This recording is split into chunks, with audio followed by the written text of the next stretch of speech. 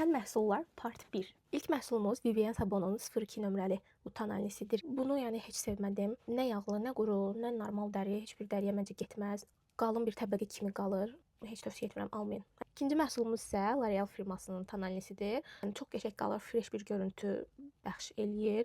Həm gündəlik, həm ziyafət makiyajlarında gönül rahatlığı ilə istifadə edə bilərsiniz. L'Oreal'ın məşhur gloşunlarındandır. Məndə olan 902 nömrəsidir. Baza kimi istifadə edirəm. Primer kimi çox qəşəng parlaqlıq verir dəriyə və sanki dərinin özü parlaqmış kimi bir fresh görüntü bəxş eləyir. İlk öncə bundan başlamaq istəyirəm. Maybelline Sky High seriyasından olan burqundy rəngi. Rəngi belədir, çox qəşəngdir. Bu tuj istifadə etdiyim müddətdə mənim gözlərim həddən artıq çox qızarırdı, çox yaş gəlirdi. Mən belə başa düşdüm ki, bu mənə düşmübdür. Çünki istifadə edənlərin çoxsu razı qalıb. Qara versiyasını istifadə etmişəm dəfələrlə. Sadəcə olaraq bu rəngi nəsə olmadı, məndə alınmadı. Vivien Saboya məxsus Cabaret qəhvəyi rəngdədir. Mən dən-dən eləyən ümumiyyətlə xoşlayıram.